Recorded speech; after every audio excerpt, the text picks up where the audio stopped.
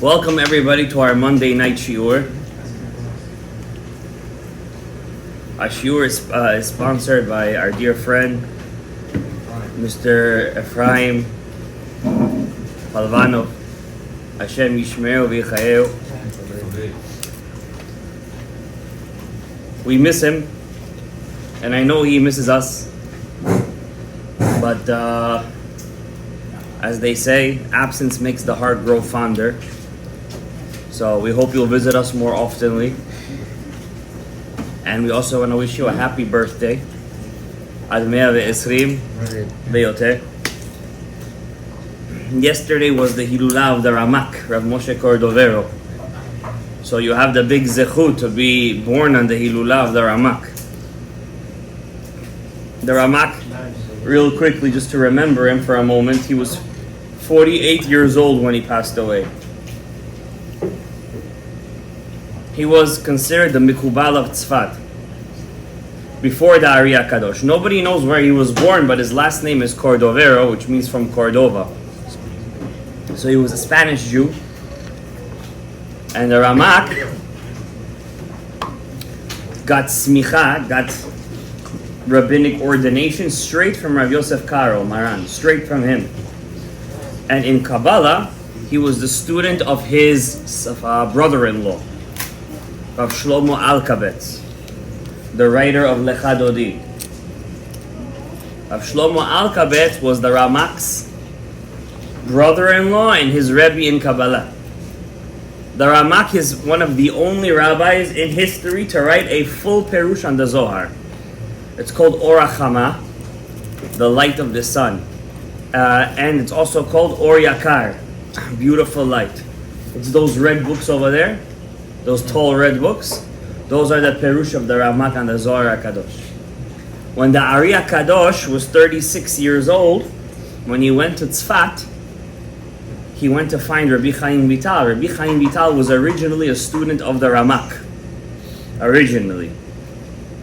And he came to teach him. Rav Chaim Vital didn't want to learn from him, so where was the Ari all that time? What was he doing? He opened up his own yeshiva? No, learning. Never. As long as the Ramak was alive, the Ari HaKadosh put his head down in front of the Ramak and made himself like his student. We don't know how long they learned together. Not long. Maybe half a year they learned together. But we do know that the Ari quotes him in his Perush on the Zohar. The Ari has a Perush on the Zohar, and he writes, with respect, even though he wasn't really his Rebbe, I give a respect to my Rebbe, the Ramak, and this is what he had a Perush on the Zohar. So we know that they did learn together. Really briefly, when the Ramak passed away,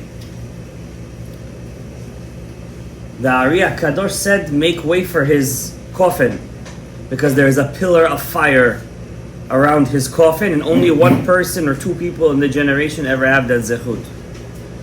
And the students of the Ramak knew that the person who could see that pillar of fire, because the Ramak told him he's the successor of him for the yeshiva. And that's how the Ari first got his first yeshiva.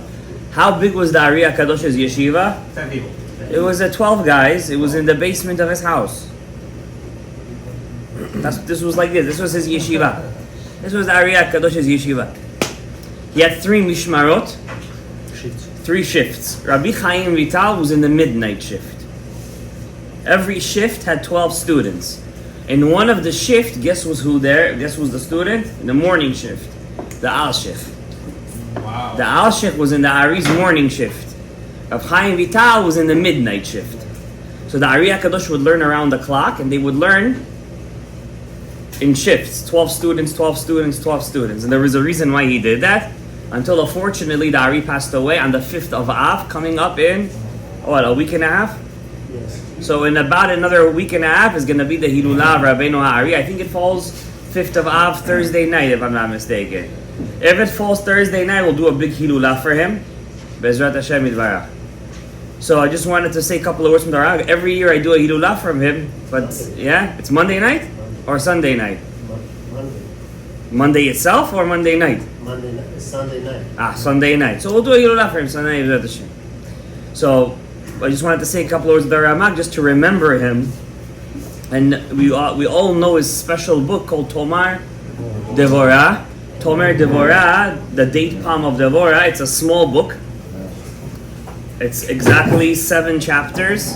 The first chapter has 13 parts, in which he tells you how to act like the 10 sfirot. That's the purpose of the whole book. How to act like the 10 sfirot. The Ramak had a theory in Kabbalah. He says there's 2 ways to serve Hashem in Kabbalah. One is to have Kavanot in prayer. And the second way is to act like Hashem. To act like Him. So if a person can't be a Kabbalist, at least he should know how to tap into those energies when he's working in his day to day. For example, just very briefly, the Ramak writes in chapter 3, chapter of Chesed. It's only 1 paragraph, 1 page. He writes over there, every time a person takes his kid to school, changes his kids' diapers, he does any chesed in his house for his wife, he's acting as the sphira of chesed. He has to have in mind that he's tapping into the energy of chesed right now, and he's drawing down that energy. When a person goes to work to make money, he's right now acting in the energy of Devorah, right? When he does zivug with his wife, he's acting in the energy of Devorah at that time. When he buys his wife takshitim, I say takshitim, jewelry, he's acting in the level of the Devorah right now. What about Tiferet, he writes? What's Tiferet? Tiferet is limud Torah. When I'm learning Torah, I'm acting as Sfirat HaTiferet. How about Netzach and Hod, Gabriel? How do you act like Netzach and Hod? Yeah, what is this? So Netzach and Hod is your feet, right? Supporter. Excellent. Netzach and Hod are the supporters of Torah. So when you give money to yeshiva, have in mind that you're Netzach and Hod. What about Yesod? Yesod, Shemirat Habri. And how about Malchut? How do you act like Malchut? Honor your father. Incorrect. You read the Torah, learn Huh? Learn Torah as Tiferet. How do you act like Malchut? Malchut is Honor your the... wife. Yes, he's correct. Oh, wow.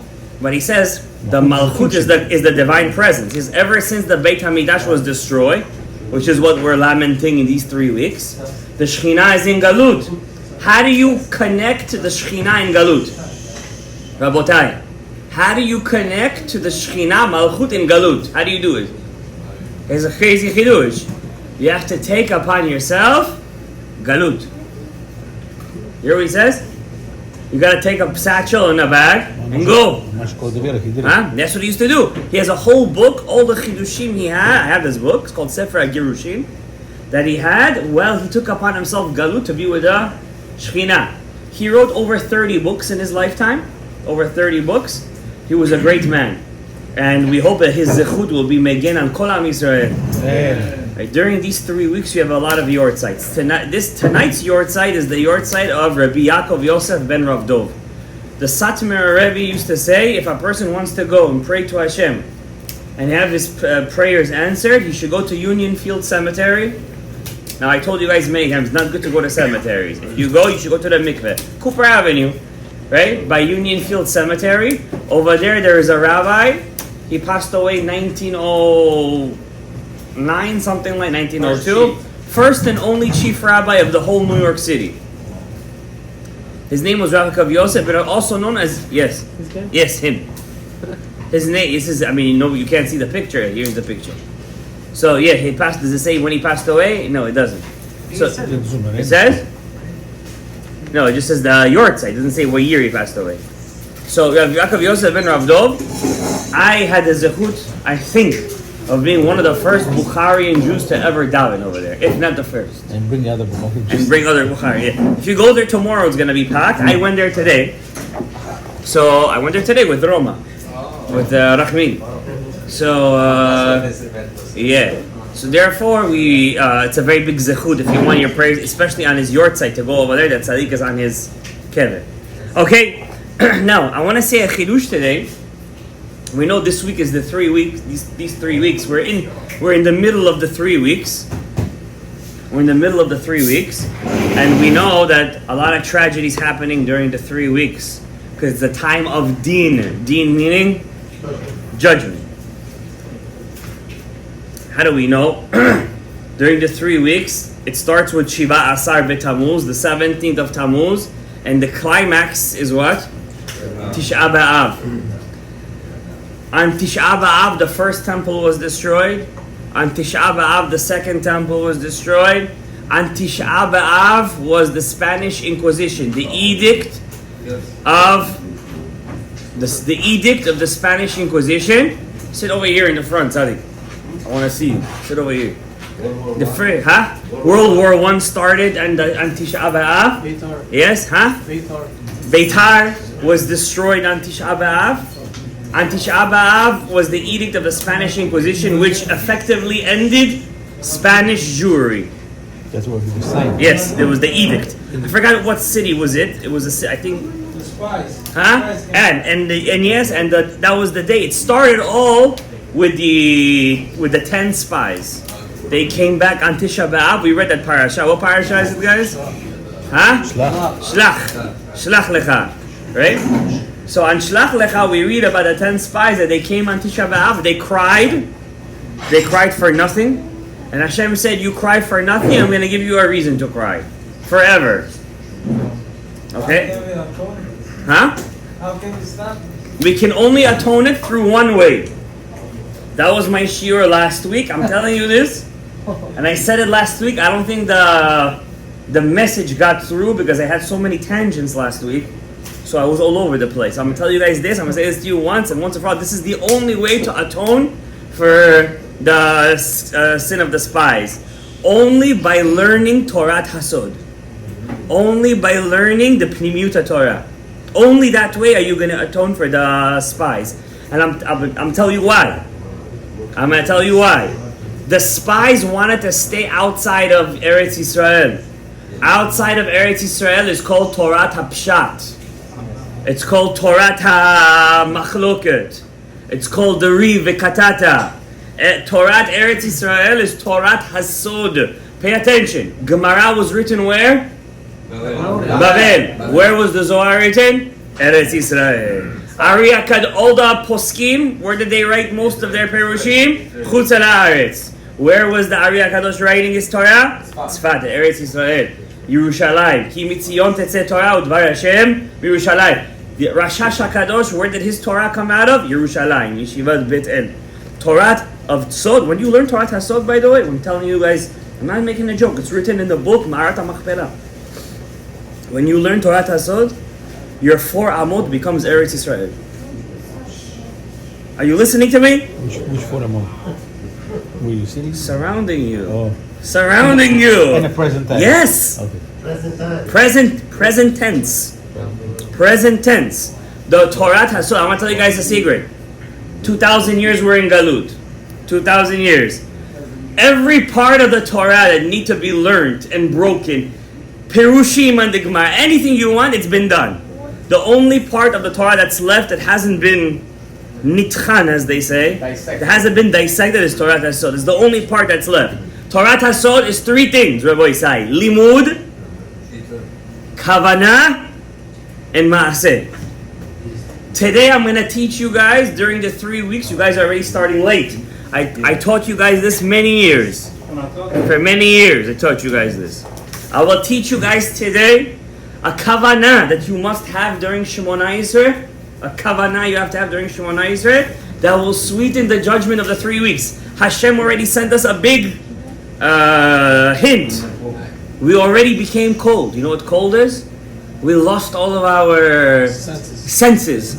Hashem sent, not Hezbollah, by the way, Hezbollah is just puppets. It's Hashem who's doing it. Hashem, sent a rocket to Eretz Yisrael. To Eretz Yisrael. It could have hit anywhere. It could have, somebody was supposed to die. We read in that Haftarah, from the north will come the destruction. Hashem made a chesed, even though the loss of life we cry and we mourn. The Druzis they're not enemies of Am Yisrael. They're not enemies of Am Yisrael. They fight for the land. They live peacefully with Am Yisrael. The missile hit specifically, and it killed 12 or 11. 12 boys. 12 babies. Kids. 12 children. They say it was so bad, it hit them a direct hit, they couldn't find the pieces of the bodies. That's how bad it was. They couldn't find the pieces. It was so, they said, the guy was like, they just identified the last kid. They didn't even know who the last kid was. It was unidentifiable. They thought he was missing. They didn't know what was going on. Hashem sending us a message, specifically in the 3 weeks, and specifically on the Haftarah that we read from the north, the bad will start. And look at this Erev Rav, the Memshala. Did they fight back? Did they attack back? They're doing anything? Nothing. Why? You know why? The special advisor of the United States said, watch out, don't bomb Beirut. Don't attack Beirut. And they're over there shaking like this. This is exactly what happened to Yehuda HaMaccabi. Exactly, I'm telling you, history is such a repeat, it's crazy. Yehuda HaMaccabi was begging Rome for help. Like, come Romans, help us. And the Romans came and they took over. Remember I taught you guys that shiur? We brought the Romans into Eretz Yisrael. They had no affiliation with us. They were fighting Hannibal in Carthage. They had no connection. They were fighting Tunisia. They had no connection to us. Yehuda HaMaccabi invited the Romans into Eretz Yisrael. For help. For help. To help fight the Greeks. Yehuda fought the Greeks for 25 years. Don't think it was one war. They fought the war, they went inside, they lit the menorah. That was just the first war. When they took back the Beit HaMikdash, then he lit the menorah and they made Chanukah. But the war continued. Of course, 25 years he fought them. 25 years. And he begged the Romans to come and help. Instead of coming and help, what do? They come and became the owners of the land. That's what happens. First, all the Maccabim and Hashmonaim became Romans themselves. First, they became like Goyim themselves. One by one, all their descendants became Hellenists. The Kohanim. So it was little by little, till at the end, they became enemies of Klal Yisrael. They themselves became enemies of Klal Yisrael. I don't want to guess, it's not a shiur on Chanukah. But I'm just letting you know how history repeats itself. Hashem gave us a hint this past week. We opened up the news on Motzei Shabbat. Children passed away close to us in Eretz Yisrael. Drownings are already happening. A son of a rabbi drowned this past week in the water. That's why, by the way, many camps don't go swimming during these 3 weeks, even though you're allowed to go swimming, but it's they say it's a sakana. For some reason, during these 3 weeks, there is a lot of sakana in water. Okay? Huh? You would be surprised. People even drown in mikvaot. When midat hadin hit, in mikvahs. It's stories. People drown chas v'shalom in mikvahs. So I want to teach you guys today a kavanah. How to sweeten, mematek, how to mitigate that din. Okay? Now, you might say, Rabbi, you telling me if din needs to come back in the world, my thoughts is gonna sweeten the judgment? Rabbi, come on. We need action. Maaseh, tzedakah, shofar. We haven't done a tikkun of Yosef down here in a long time, I'm telling you. That's why it's a lot of dinim. We gotta do it. I was thinking of doing it myself. I will do it. I will lead you guys in 30, 40 minutes. We will be done. But we have to do it. It's about time. I haven't done it in a long time. Soon Elul is coming up. Sunday. I want to do with you guys before summer ends, one Sunday, Tikkun HaNiftarim. We haven't done it I think we did it once this year. Yeah. Tikkun HaNiftarim. A few times. Huh? This year we didn't do it a few times. Tikkun HaNiftarim we're going to do. One time we did it this year. I want to do one more time before the year. Please put your yarmulke on. Kippah. Huh? Huh? So go get one. So I want to do Tikkun HaNiftarim.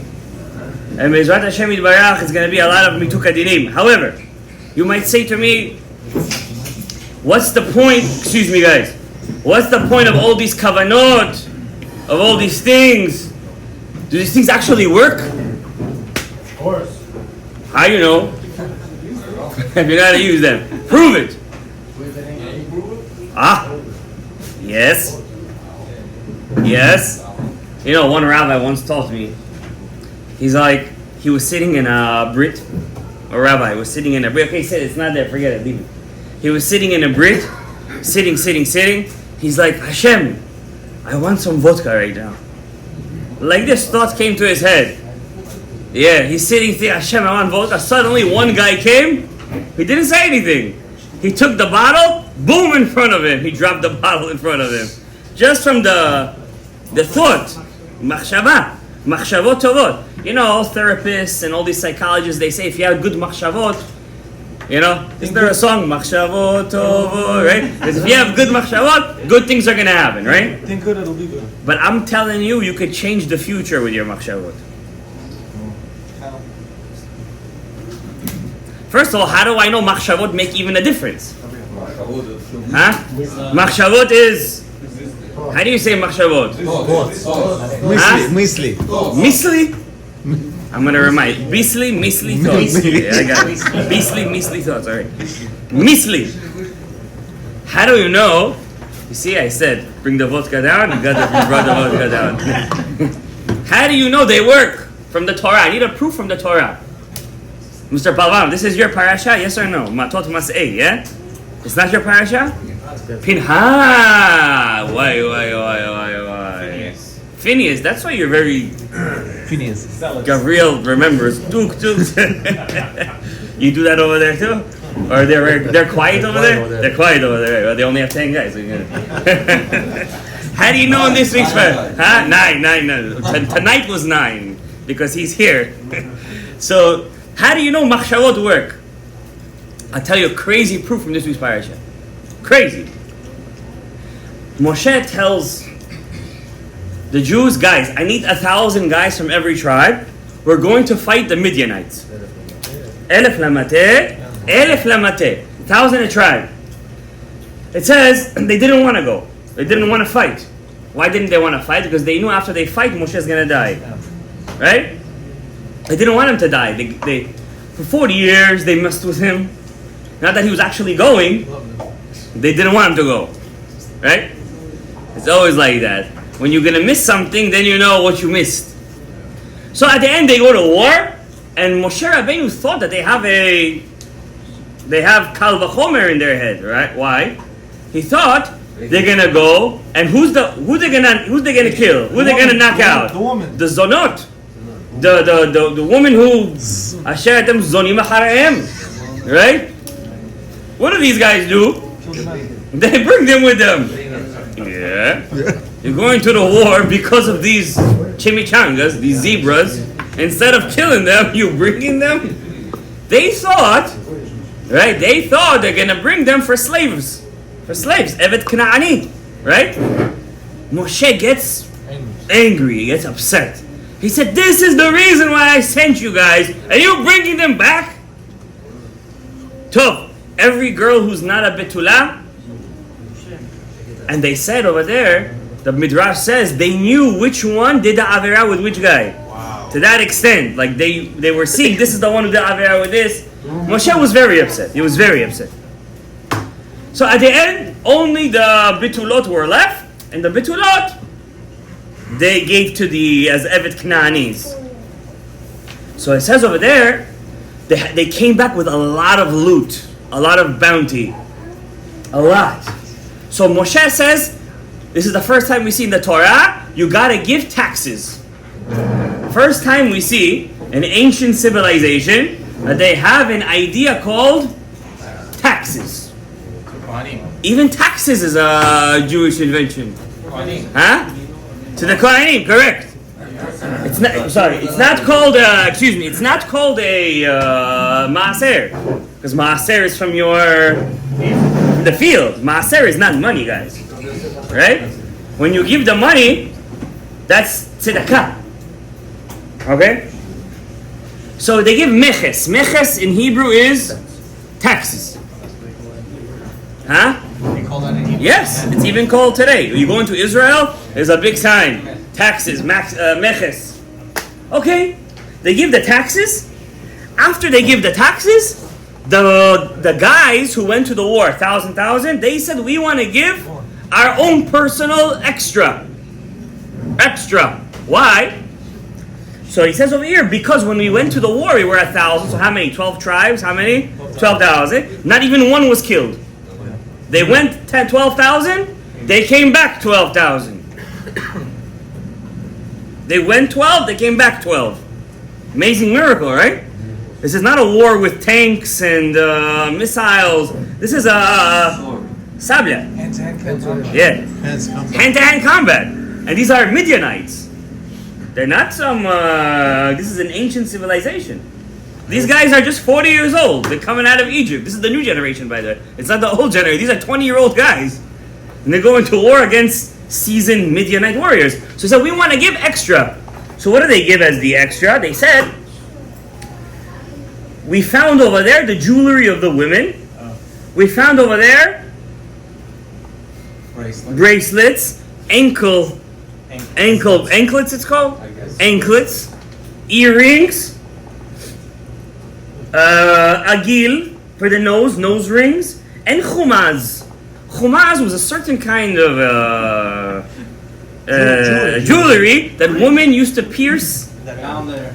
in their area. Okay, it's called a chumaz. Back then they used to do it, not today.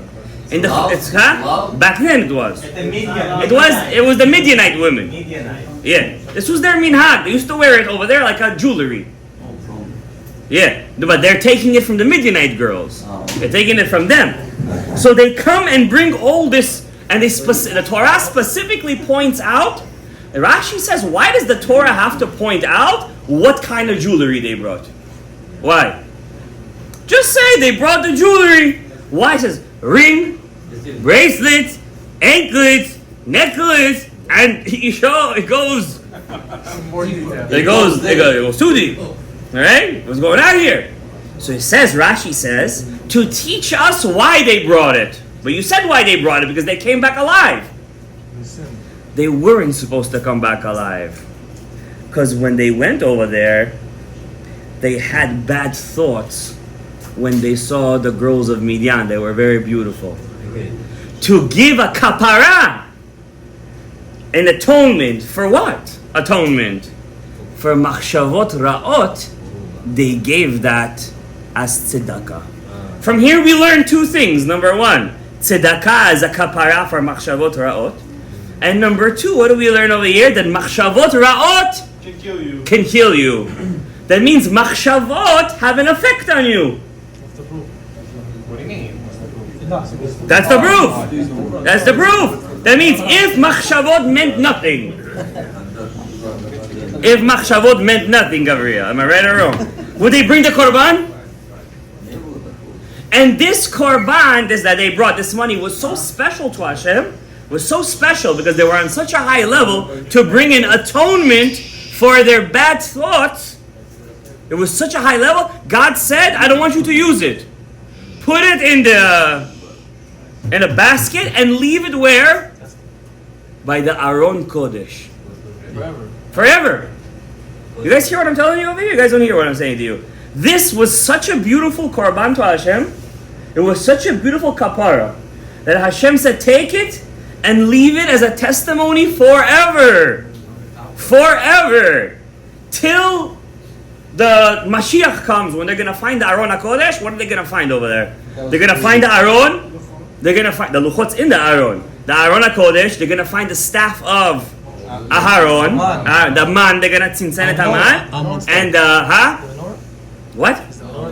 The menorah is not inside. It wasn't inside the Kodesh HaKodeshim. And they're going to find the basket of the kapara that the soldiers that fought against Midian. Wow. It's crazy. Could you imagine the meaning of kapara, what machshavot ra'ot could do? So that means that the machshava of a Yehudi has an effect up until kiseh hakavod. Until kiseh hakavod. Now that we proved it from the Torah, now we're going to prove it from the Ari HaKadosh. The Ari HaKadosh says there are 4 letters to Hashem's name. Yud, K, Vav, K. These 4 letters represent 4 ways of serving Hashem. The last Hey is when I serve Hashem through action. Action. I wear my tzitzit. I put on my tefillin. The Vav of Hashem's name is the blessing I make. The blessing I make when I wear my tefillin. That means, if I wear my tefillin, let's say, I always wear it. I just put it on. I did the mitzvah, Yes. but only the last hey I did. That name, that means every mitzvah you do, you're creating Hashem's name. You should know that. Completing it. You're creating it. You're revealing it. You're revealing it. So if you just put on your tefillin without doing anything, what did you do? You just revealed the last hey. Which means, when that hay is going to go up to Kisei HaKavod, when it's going to come back down to you, you're also going to get a small little hay back. Right? And then, the second is the blessing. If I do it with a blessing, I also put the Vav. What's the first hay? Kavanah. Machshava. I know what I'm doing. I have a machshava that I'm wearing tefillin right now. If I don't have, let's say when I'm wearing tefillin, I'm thinking about how I'm going to go to work right now. I'm missing the first hey of Hashem's name. What's the yud? The yud is Kavanah. It's Kavanah. What's the basic Kavanah you're supposed to have? Devorah, but there's a deeper Kavanah you're supposed to have. I'm doing it because Hashem told me to do it. That's why we say L'Shem Yichud before we do any mitzvah. But even this became robotic, because I'm saying things I don't even know what I'm saying over there. Even that became robotic. See how robotic we became? You've been 1,000 times. Now, there is an extra part, that's the 5th level. Nobody has reached this level. Only very few people reach that level. That's the kots of the yod. What's the kots? The tip. On the top? On the top. Some say top, some say bottom, some say the other tip. Be happy with That tip, only very few people could do this. So that means if I put on tefillin, I say the blessing, I have machshava, kavanah, I fulfill the mitzvah completely. But I'm still missing the tip of the yud. happy. I have to do it With happiness. with all my jelania. Jelania? I gotta do it with all my jelania. I gotta do it with wow. Who here wakes up in the morning to shacharit and like, yeah, modeh lefanecha, let's go to shul. Kakoi, 3 years in a running. You coming to shul? You coming to shul? You coming to shul? Right? I mean, Baruch Hashem, even for that, you know, huh? One time in your life, yeah. Oh, the Gemara says one time in one of the rabbi's life, he wore tefillin with simcha, and he was so happy the whole day. Wow. One time in his life. I think it was Rav Brona, one of them. One time he did besimcha. Now, here is the thing. There are some mitzvot it's easy to do besimcha. Like which one? Eating? Ones who come rare. Rare. For example, Yom Tov. Right? V'samachta. The Vilna Gaon famously say, you know who the Vilna Gaon was? The Gaon Mevilna. You guys know him? You guys heard of him? Good. No. The Vilna Gaon is basically what the Ariya Kadosh is for Sfaradim. The Vilna Gaon is for the Ashkenazim. Okay. It's to put it in that perspective. The Vilna Gaon, Gaon Mevilna, used to say the hardest mitzvah to keep is v'samachta b'chagecha. He was such a serious guy, Ashkenaz. He was such a serious guy, he couldn't break out of that seriousness. You know? But to be v'samachta, you need a little bit of frivolousness. You know, you need to be a bit light. You know, some people just can't be light. It's very hard, right? That's why they say, "Ein simcha ela bebasar v'yayin." What do we do? Ein simcha ela b'yayin ve'od yayin until the yayin comes out of the mouth. You understand? We don't know the stop. We don't know the limit. Me included. Chai. This guy gets simcha with chai over here. I love this guy. Yeah. Maybe it's somebody in chai, for real. He never makes it in shul. Now that you mention it, he never makes chai in shul. There's something in that chai. Alright, now let's teach you guys the Kavanah. By the way, when you're learning Torah and you're smiling and happy, you're doing the mitzvah with Reuta Delibah. That's why Rava used to teach the mitzvah before he taught Torah. He used to make a joke. He would make a joke to lighten up the mood. Yeah, to be a little. It's not good always to be heavy. You know that energy you're giving out, that heaviness. You know, people don't want to be next to you, right? Why do people love the class clown? Because he's light. He makes everybody laugh. You know what I mean? Nobody likes the serious nerd sitting on the side. Am I right or wrong? You gotta lighten up. That's why they call it lighten up. Right? And when a person is depressed, they say, you're so dark, so moody. Right? So therefore, now that we learned this, definitely the hardest mitzvah, it's the only mitzvah in the Torah, it's called avodah. What mitzvah is that? What's the only mitzvah in the Torah? It's actually called work. Prayer. Prayer is very hard, guys. If we would learn, like, you know, we learn with some of the guys here in the during the day, like 10, 11 o'clock, we get an hour of shiur. Guys, how many halachot, today we just did the halachot, how to go up to the Torah. Hold it on the thing, hold it with one hand, hold it with two hands, how to go up. So many, it's an avodah. To know how to do it, how to bring the Torah out, what to say, you know? It's a lot of avodah. And unfortunately, when you're in avodah mode, it's very hard to be besimcha. Okay? But a person has to choose one part of tefillah that he has to do it besimcha rabbah. One part, for example. Aleinu l'shabbat, that's cute. But there is one part of the tefillah that when a person gets over there, it's very easy to him to be besimcha. For everybody, it's different. So for example, for the Rav Shalom, Rabbi Raphael Avraham Shalom Sharabi, the grandson of the Rashash, every time he used to get to Ahavat Olam, Habocher Ba'amo Yisrael Be'ahava, he was such in a ecstatic mood, that just in that blessing, you know? Because, you know, you try to do the whole thing correctly, but then you suddenly break down because you take too much upon yourself. You gotta choose something and do it right. You know what I mean? At one part. You gotta pick that one part. For example, the Sadeh HaKadosh used to do it in Ritzeh Hashem. And in Shmonaisa, and over there, at that place, he used to put all of his heart in there. Everybody, it's different. That's why it's called work. You gotta work on yourself. Now, but definitely a higher part of tefillah, why it's really called work. If you would really do Kavanot with Kavanot HaRashash, I'm telling you, the real Kavanot HaRashash, the real Kavanah prayer, according to the Ari, minimum, it would take you at least, if you're fast, a half an hour every Shemona Yisrael.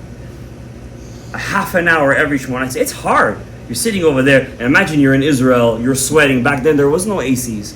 Imagine they're with their talit, and they have to have talit on there. Today, I was so hot, I had to take my talit off my head. I couldn't concentrate in my prayer, because even though with the haircut and everything, I couldn't concentrate. I had to take my talit off my head. With the talit, and Mekubalim wear their talit from the beginning of tefillah till the end. Wow. Imagine, it's heat. And they used to wear the jalabiyah, and oh my God, it's so much rain. They're probably sweating. Rav Tzion Bracha used to switch his tefillin once a month. From the sweat that he used to sweat while wearing his tefillin, he was afraid he would passel his tefillin. Because when you sweat, the tefillin bends. And it loses its ribuah, right? He used to change his tefillin every couple of months. To that extent. Tefillah is the most important work of our generation, the Kavanah of the Tefillah. Rav Chaim Vital writes in the book Olat Tamid. This book was found in the Geniza. He actually buried the book. He didn't want anybody to learn it. It's called Shara Kavanot Madura Batra. In this book called Olat Tamid, he writes over there, our tikkun, our generation's tikkun, is to master Tefillah. Because I have some news for you guys. One day the Beis HaMikdash is going to be here. You're going to go up to the regel. Imagine you're going up to the regel. It's freezing in Yerushalayim. You're going up a mountain. You're going bare feet. You have to go to the mikveh first. You got to buy the animal on the way. Imagine you're a Nazir. You have to bring like 7 animals korbanot. You're taking an ox on one hand, 2 rams on over here, 7 sheep you're bringing on your shoulder. Imagine the work. Barefoot. You're barefoot. You're walking on it's ice floors over there. It's stone. You're going up over there. You come in over there. Before you go into the first gate, there is guards over there. Did you go to the mikveh? Are you tameh? Did you touch your wife that was a nidah? So many laws that we have to brush up on. We have no idea what's even waiting for us when we get to that situation. And that's why part of the reason why he's not coming yet, because we're not ready. The Chafetz Chaim used to say, until we don't learn these things, it's not going to happen. Okay? But I want to start with something small, a kavanah. Now, I want to tell you guys, when you bring a korban, by tefillah you can get away with it, by the way. When you're davening, you don't have kavanah. Who knows you don't have kavanah? Only Hashem. By korban, if you don't have kavanah to what you're bringing, even if, let's say, I brought a korban and I thought it was a different korban, Not accepted. The korban is not only not accepted, I did pigu, I did a isur d'oraita. They gotta burn the korban. And imagine the korban is not burned. Then you give the kohen to eat kochim in the Beis HaMikdash. You get 2 carrots over there. It's a Imagine you're bringing the korban and suddenly you leave. Oh, I thought it was a korban, I don't know, shlamim, but it really had to be a korban chatat. And so he goes, what are you talking about? I thought you said l'shem chatat. No, it was l'shem shlamim. And suddenly you said bracha levatala. Why? Because you didn't have kavanah. So these small kavanot I'm going to teach you guys today is a kavanah that you can use as a stepping stone into the world of kavanot. They're very small. They're only written in this book, by the way, Avodat HaKodesh. And I'm going to start with Tfilat Shacharit over here. It's the same for Shacharit, Mincha, and Aravit. These kavanot were written by the Ari HaKadosh just to sweeten the din of the 3 weeks. Okay? So page 156, Gematria Yosef. Page 156. When you get to Baruch Atah Hashem Magen Avraham, when you get to the word Hashem of Magen Avraham, the word Hashem is spelled Yud, K, Vav, and Hey. The letter before Yud is what? Tet. The letter before Hey is what? Dalid. The letter before Vav is Hey. The letter before the last Hey is Dalid. That's called a name of God called Tat-Had. Tad-Had. It's the letters before Yud-Kei Vav-Kei. Now we have a thing. The Ramak teaches us this in Pardes Rimonim. Anytime you take a name of God and you change the configuration, you change the letters, but even though it's based on Yud-Kei Vav-Kei, that name is Din. Okay? To sweeten that Tat-Had, when I say Baruch Atah Hashem Magen Avraham, I have kavanah that the Yud-Kei Vav-Kei, you see it right there, guys, in the middle, is sweetening the name Tat-Had. You see that? Tat-Had. The Yud-Kei Vav-Kei is sweetening the name Tat-Had. Okay? That's the letters before the Havaya. Now there's also letters after the Havaya, right? What's the letter after Yud? Chaf. After Hey, Vav. After Vav, Zayin. After the last Hey, Vav. That's called Shem Kozu. Kozu. Sound familiar? Kumas. Shem Shel Din. Right? Also in your mezuzot, some of them have the name Kozu written in the back. In the opposite side of the middle, it's Shem Kozu. Shem of Din. That's also where you see it. When you say, now go to page 159. Baruch Atah Hashem Mechayeh Ametim. The Yud-Kei Vav-Kei is sweetening the Kozu. Remember, what's Kozu again? The letters after Yud-Kei Vav-Kei. Now, page 161. There is a name of God we get through Atbash. You guys know what Atbash is? It's the reverse order. The Aleph, the Yud, for example, the Aleph is a Taf. Bet is a Shin. You see, it's called reverse order, right? You get it? Are you with me? You're working on it, all right. It would be easier if you would have a siddur in front of you. By the way. So, Atbash, for example. Your name is Roshel. How do I configure your name in Atbash? I take the letter Reish, right? The Reish turns into a Gimel. Atbash Gar Dak.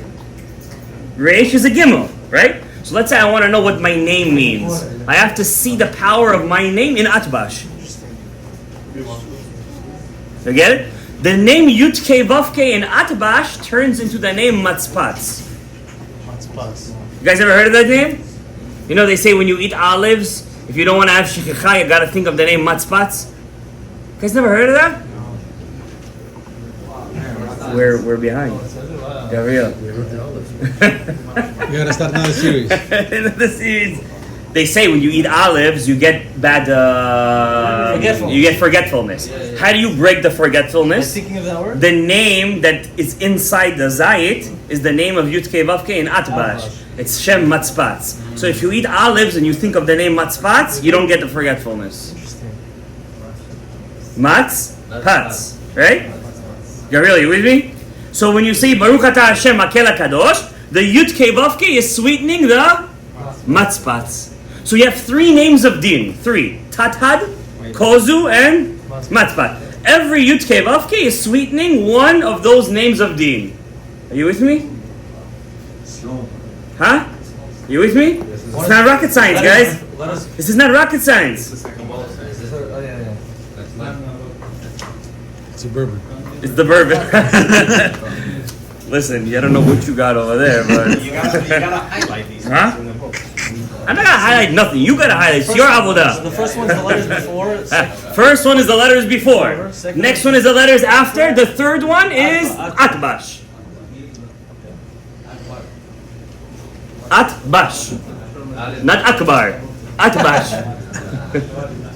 Did you guys see what happened to that Tajik guy in the Olympics? Did you see how Yad Hashem? Allah Akbar, yeah? You're a Japanese guy. Okay. Now we skip to pay. We did the sweetenings. We did the sweetenings. We put the sugar inside the tea. Yeah. Good. Now go to Ritzeh. Page 175. The name Ritzeh, when you say Ritzeh Hashem, that Ritzeh, what are we praying for over there? So the Beit HaMikdash should come back. That's why when you daven over there, you have to put in your siddur. Over here, I'm davening that Beit HaMikdash should come back. There is a book. It's called Midrash Shochar Tov. In Midrash Shochar Tov, it says, if you daven Shmona Yisrael and you don't have Kavanah in Ritzeh, your tefillah is mitu'av. Chas v'shalom. Mitu'av means it's disgusting to Hashem. If you don't have Kavanah in Ritzeh. Thanksgiving. Ritzeh is not Thanksgiving. Ritzeh, I'm asking Hashem, bring back the avodah. Bring back the Beit HaMikdash. Exactly. So, the word Ritzeh, if you reconfigure the letters, you put a tzaddik in the beginning of the word, you get the word tzara. What's tzara? Pain. Tzarot, pain. Stress. That's the pain of the 3 weeks. Why? Why do we have pain? Because we don't have a Beit HaMikdash. That's why the word Ritzeh is where? In this word over here, in this blessing. Okay? Now, open up to page 174. You see those 3 names that you sweeten? Tathad, Kozu, and Matzpat? Now they're going to sweeten all your tzarot. How do you like that? When you daven in this shul, for Shacharit, I do these Kavanot in Chazara also. Wow. So you need those 3 previous ones to get to this. Yes. So if you skip those, you can't. That's it. If you daven quickly, it's not good. Because you're going to miss it. Okay? So when you say Ritzeh, Ritzeh is the name of tzarot. What's tzarot, Chas Shalom? Not good. It's dinim kashim. You listening? Ritzeh is dinim kashim. We need to sweeten that. And we taught, what did I teach you guys? Ein hadin nimtak ela b'shorsho. You gotta sweeten din with din. You gotta cancel out a negative with the negative. How do you do that? The 3 names that I already sweetened are gonna sweeten the 2 Batei Dinim of Hashem, the 2 Beit Dins of God. God has 2 Beit Dins. One of them is Elokim. You see that first name? It's Elokim spelled out. Aleph, Lamed, Hey, then Yud and Mem. You see that? That's one of God. That represents one of God's courts in Shamayim. And the second one is Ammonai. You see that? Elokim and Ammonai. Those are 2 of God's Beit Dins. I'm going to sweeten them with the Tathad, Kozu, and when I say the word, huh? Say it out loud. Ritzeh. So I turn the tzara is the chas v'shalom pain, to Ritzeh. What is Ritzeh? Give me love, give me Ritzeh, want me Hashem, right? So the word tzara means pain, Ritzeh means to want me. Okay, you guys see how beautiful it is? You guys don't see how beautiful it is. I don't see you guys. You're teaching this 20 Kavanot is pretty advanced. I'm not even teaching nothing advanced over here. The next part is advanced. Page 180. The last part. Do you appreciate now what's tefillah? We barely know. Okay, we're starting somewhere. Huh? Again, we got the same letters. But this time it's an even bigger sweetment. Why? Sim Shalom. There is no greater sweetening to God than Shalom. You have a big name to live up to. Thank you. The Sim Shalom has 2 shin. The letter of shin represents din. The letter shin. Why? Shin is esh. Fire. Shin is the letter aleph, just reconfigured. Why? Aleph has 3 pieces, right? Shin also has 3 pieces, right? So it's Aleph and Shin together is Esh. The Aleph is the beauty of the Esh. The Shin of the Esh is the destroyer of the Esh. Of the Shin. Okay? So when you say Sim Shalom, again you have the Kavanah twice. First, again, Tathad, Kozu, and Matzpatz is sweetening the 2 Batei Dinim, and then you think it again. Sim Shalom, I'm sweetening the next Shin, but this time I'm adding the Yud Kei Vav Kei over there. You see the Yud Kei Vav Kei? Now the Tathad, Kozu, and Matzpatz gets an even bigger sweetening from the Yud Kei Vav Kei. Back to the source, and again it sweetens the 2 courts of God, Elokim and Amonai. And this Kavanah that I just taught you guys, you have to have it every single day of the 3 weeks. 3 times a day. If you're Chazan, 5 times a day. Arabi, there's no Chazan. Shabbat, we don't have this Kavanah. On Shabbat, we don't have this Kavanah. Only during the week. And Bezrat Hashem, guys, if you will connect with the Kavanah, number 1, you're bringing Mashiach closer. Number 1. Number 2, you're fulfilling the mitzvah, Yud Kei, Vav Kei, Machshava, Dibur, Maaseh, and Kavanah. And number 3, you're doing good for your own life. Because by doing this, when the deen has to come down to you, you're turning it from a tzara, chas v'shalom, to what? That's it. To ritzeh. Bezrat Hashem yitbarach. We're going to have the Beit HaMikdash very soon, this year, Bezrat Hashem. Baruch Adonai Le'olam. Amen, amen. Rabbi Hananiah ben Akashia Omer. Ratzah, Kadosh Baruch Hu bezakot et Israel. Yagdil. Toy Rabbi Yadi.